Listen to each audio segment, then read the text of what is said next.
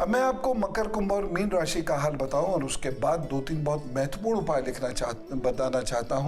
लिखवाना चाहता हूं जिससे कि आपका वैवाहिक जीवन अच्छा बीत जाए।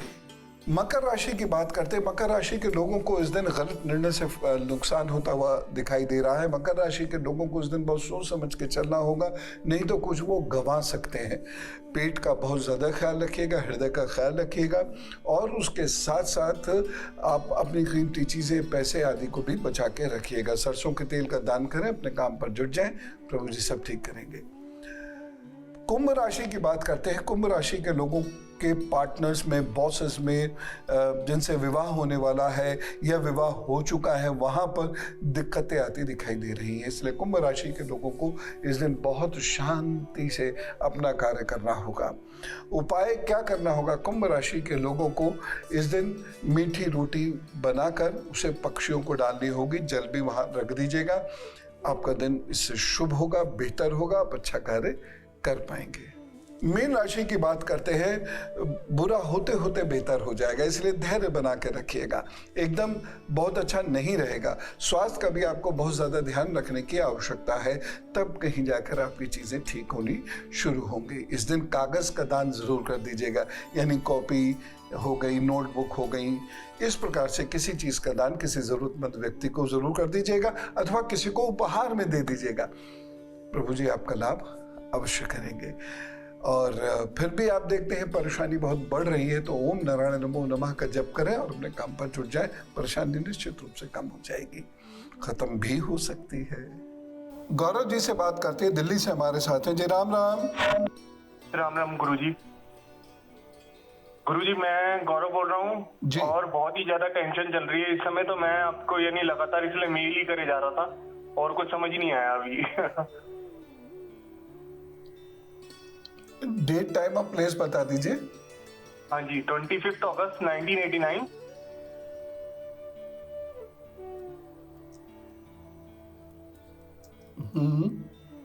दिन के 2:10।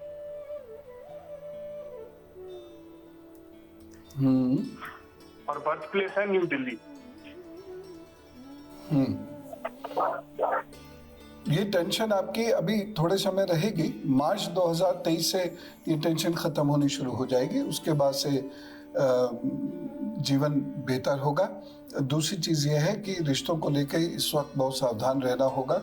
इस वक्त रिश्तों की वजह से भी तनाव होगा। ठीक है, तो अगले मार्च का इंतज़ार कीजिए और तब तक ओम नारायण नमो नमः का जप किया करें और पीले रंग की कैप पहना करें। प्रभु जी सब ठीक कर देंगे। ठीक है, 2-3 उपाय जरूर नोट कर लीजिए। पहला उपाय यह है, बड़े भाई या भाई समान व्यक्ति की सेवा जरूर करें किसी भी तरीके से। दूसरी चीज़ यह है, शुभ चीज़ें जैसे होती हैं, तुलसी पत्ता हो गया, चांदी हो गया, इस प्रकार की अन्य शुभ वस्तु हो गई, जैसे शंख हो गया, कौड़ी हो गई, चक्र हो गया, ये सारी चीज़ें शुभ वस्तुओं में गिनी जाती हैं। तो आप इनको कहीं निर्जन स्थान पर मंगलवार को दबा दिया करें, इससे लाभ हुआ करेगा।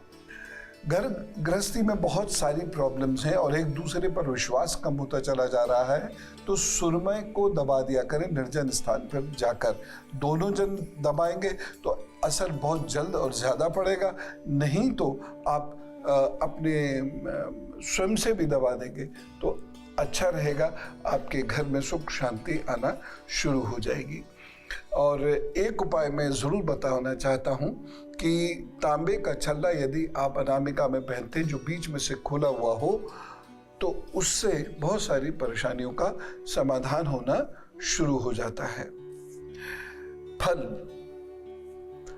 या दीपक या पूजा की चीज़ें, पूजा का सामान धर्म स्थान पर मंगल अथवा शनिवार को आप ज़रूर दे दिया करें। किसी भी धर्म स्थान पर दे सकते हैं।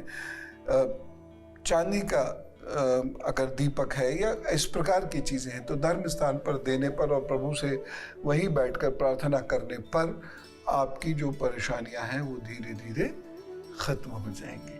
और आइए अब मैं उनकी बात करता हूं जिनका है आज जन्मदिन। तो जन्मदिन की ढेर सारी शुभकामनाएं। सुनिए अपने आगे आने वाले 12 महीनों का हाल। लड़ाई झगड़े से बचना होगा, वाद विवाद से बचना होगा, नहीं तो वाद विवाद में उलझकर आपको बहुत कष्ट परेशानी झेलनी पड़ सकती है, पैसे पर भी बुरी बीत सकती है। लेकिन अगर आप सकारात्मक रहे तो नई से नई चीज़ें भी आप करते चले जाएंगे और उससे आपकी तरक्की अवश्य होगी। आपके लिए जो अच्छा समय है वो रहेगा नवंबर का, उसके बाद अप्रैल का, मई का और जुलाई का। ये समय आपके लिए बहुत अच्छे हैं। इसमें कुछ नया कार्य हो सकता है, इसमें कुछ नया कार्य करने की कोशिश कीजिएगा। विद्यार्थियों के लिए ये समय बहुत अच्छा है, बस दोस्तों से थोड़ा बच के रहें और अपने काम में मन लगाएं, अपनी पढ़ाई में मन लगाएं। तरक्की आपकी तय है। उपाय क्या करेंगे? छोटी कन्याओं को कभी वस्त्र दे दिए, कभी खाने की कोई चीज़ दे दी, कभी उन्हें मूंग की दाल दे दी। इस प्रकार की चीज़ें छोटी कन्याओं को आप देते रहिएगा और कुत्ते को भोजन देना बंद भूलिएगा, ये बहुत ज़रूरी है। तो आपके बहुत सारे बिगड़े हुए काम इन 12 महीनों में बन जाएंगे। जन्मदिन शुभेच्छा। और अब धर्मशास्त्र की बात करते हैं। श्री कृष्ण का जो जन्म होता है, सामान्यतः हम सब लोग कितना देखिए खुश होते हैं, खूब नाचते गाते हैं, करना भी चाहिए। भारत की संस्कृति इसी प्रकार की, हम अपने देवताओं के साथ जीते हैं, तो हमें खूब आनंद करना चाहिए, खूब आनंद हमारे जीवन में होना चाहिए इस दिन। लेकिन आपको कुछ चीज़ें मैं ज़रूर कहना चाहूँगा। श्री कृष्ण का जब जन्म होता है तो सोचिए कितनी विकट परिस्थिति है। वह जेल में है, तो जेल में उनका जन्म होता है। किसी तरीके से जेल खुली हुई होगी, लेकिन हम लोग चमत्कारों में विश्वास करते हैं। हम लोग कहते हैं कि सारी बेड़ियां अपने आप टूट गई, सारे दरवाजे जेल के अपने आप खुल गए। खैर, मैं उस विषय पर नहीं जा रहा। मैं इस विषय पर जा रहा हूँ कि ज़रा सोचिए भगवान का दुख, ज़रा सोचिए भगवान की परेशानियाँ, ज़रा सोचिए भगवान का अपना भाग्य। जेल में पैदा होते हैं, पैदा होते ही बारिश में भीगते हैं, बारिश में भीगते भीगते वह गोकुल पहुंचते हैं और किसी और के घर में पलते हैं। कहीं जन्म होता है, कहीं पलते हैं। और स्थिति क्या, अपनी माँ का दूध तक वह नहीं पी पाते हैं, उससे भी जीवन में वंचित रहते हैं। यह है भगवान का कष्ट। और ये कष्ट भगवान ने क्यों लिया? अपने लिए नहीं लिया, हमारे आपके लिए लिया। यह समाज ठीक रहे, यहां धर्म की स्थापना हो, इसलिए लिया।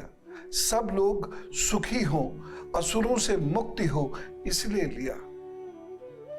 सत्य स्थापित हो, इसलिए लिया।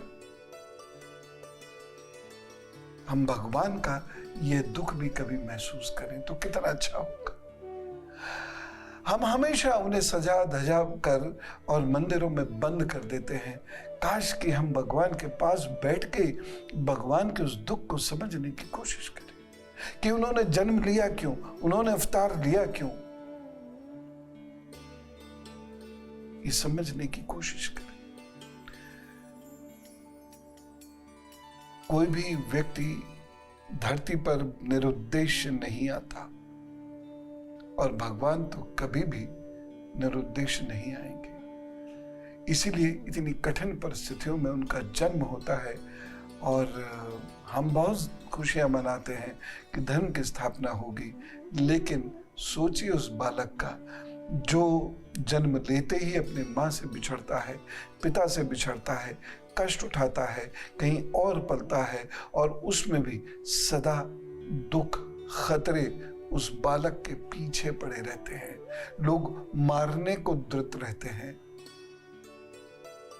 धन्य है वो भगवान, धन्य है वो सभी लोग जो उस भगवान की पूजा कर पाते हैं। भगवान श्री कृष्ण के अवतार का दिवस है।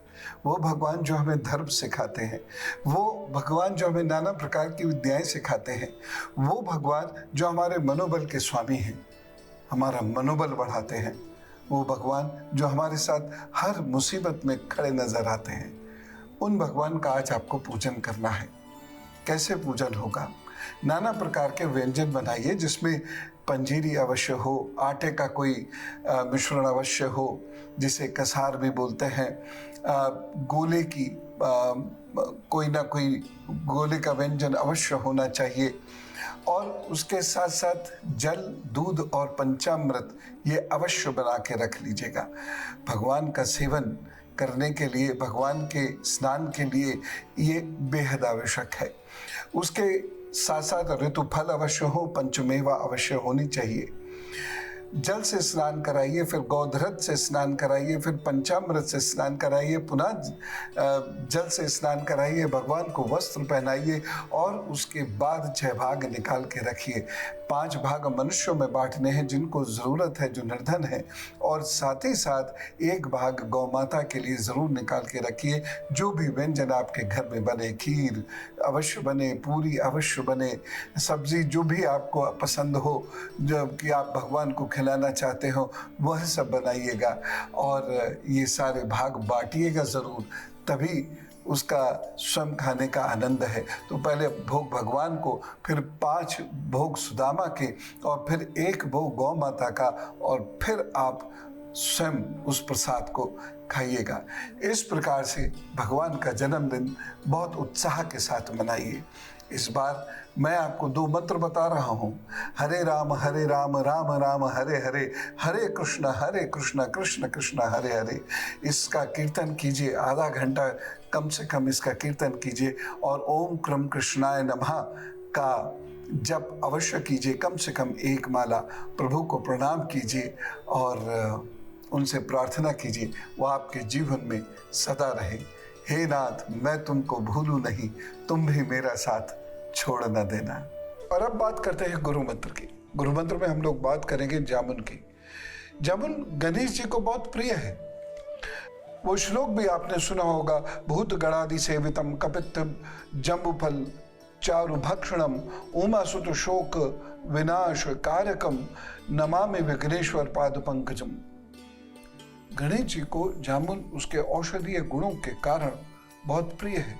कुछ भी खाएं, उसके बाद जब आप जामुन खाएंगे तो जामुन से वह भोजन पचना शुरू हो जाता है। जामुन हमारे जीवन को सुखद बनाना शुरू कर देती है। यदि आपके जीवन में पैसे को लेकर कोई कष्ट है, आप जामुन का दान करना शुरू कर दीजिए, उससे लाभ होना शुरू हो जाएगा। और जिन लोगों को डायबिटीज़ की प्रॉब्लम है, उन्हें पेट भर जामुन खानी चाहिए। जिन लोगों को मेमोरी की दिक्कत है, उन्हें, खासतौर से मैं विद्यार्थियों के संदर्भ में बात कर रहा हूँ, जामुन का सेवन करने से याददाश्त बढ़ती है, मन शांत होता है और एकाग्रचित्त होता है। तो जामुन का सेवन विद्यार्थियों को इसलिए अवश्य करना चाहिए। हाँ, एक चीज़ मैं और बताता हूँ। आपकी आवाज़ मान लीजिए बहुत ख़राब है और आपको भाषण देना है, तो आप क्या कीजिए, या आप गाना गाना चाहते हैं तो क्या कीजिए, जामुन की गुठलियों को इकट्ठा कीजिए, सुखा लीजिए, पीस लीजिए, पाउडर बना लीजिए, और 1 चम्मच में, छोटी चम्मच में उस पाउडर को डाल के और शहद के साथ उसको चाट लीजिए। धीरे धीरे आपकी आवाज़ अच्छी होने लगेगी, खराशें गायब होने लगेंगी, आप बेहतर गा सकेंगे या बेहतर बोल सकेंगे, आवाज़ खुल के आनी शुरू हो जाएगी। एक चीज़ और, मान लीजिए कभी पेट में दर्द होने लगता है या कभी कभी दस्त लग जाते हैं, और जो इतने भयंकर होते हैं कि आपको बहुत कमज़ोरी आ जाती है, तो ऐसे में जामुन पे सेंधा नमक लगाएं। एक बर्तन में जामुन रख लें, ऊपर से सेंधा नमक डालें और ऐसे ऐसे ऐसे ऐसे करके हिलाएं, और उसके बाद जामुन का सेवन आप कर लीजिएगा। तो देखिएगा शक्ति भी आनी शुरू हो जाएगी, पेट भरने लगेगा, और साथ ही साथ आपकी तबीयत भी ठीक होनी शुरू हो जाएगी। हाँ, एक काम हमेशा कीजिएगा। बहुत सारे लोग जामुन खाने के बाद ढेर सारा पानी पीते हैं, अवॉइड कीजिए। और जामुन खाने के बाद दूध, ये तो कभी नहीं पीना चाहिए, इसको भी अवॉइड करना ज़रूरी है। यदि आप एकदम खाली पेट हैं और आपने कुछ नहीं खाया है, तो भी ढेर सारी जामुन मत खाइए। हाँ, 2, 4, 6, 10 तो चलेंगी, लेकिन बहुत सारी जामुन मत खाइए। जामुन जो बहुत गूदे वाली होती है, वो ज़्यादा मददगार सिद्ध होती है, क्योंकि उसके गूदे से शरीर को बल मिलता है। जबान को बल मिलता है, गले को बल मिलता है और मानसिक शक्ति बढ़ती है। तो यह है जामुन की करामात, और इसीलिए भगवान गणेश को जामुन बहुत प्रिय थी। और खाना तो पचाई देती है, और शुगर वालों के लिए तो ये अमृत है। और जामुन से पथरी में भी आराम आता है। तो ये है वो अद्भुत फल, और यही कारण है कि जामुन के नाम पर इस क्षेत्र को, जिसका भारत एक हिस्सा है, जम्बूद्वीप कहा गया। जामुन इतना महत्वपूर्ण फल माना जाता रहा। तो आज हमने श्री कृष्ण के जन्म के बारे में जो एक दर्द भरी कथा सुनी, आप उसको जरूर समझिएगा और भगवान के कार्य जरूर कीजिएगा, क्योंकि वह धरती पर जो कार्य करने के लिए आए हैं, उन कार्यों में हमें भी हाथ बटाना चाहिए। हम उनकी प्रजा हैं, हम उनके भक्त हैं, हम उनके अनुयायी हैं। हमने जामुन के बारे में जाना, और हमने शादी के बाद धोखा बर्बादी क्यों होती है ये जानने की कोशिश की। आप उपाय जरूर करते रहिएगा। प्रभु आपको बहुत खुशियां दे। श्री कृष्ण की कृपा आप पर बनी रहे। राम राम, नमस्कार, भारत माता की जय।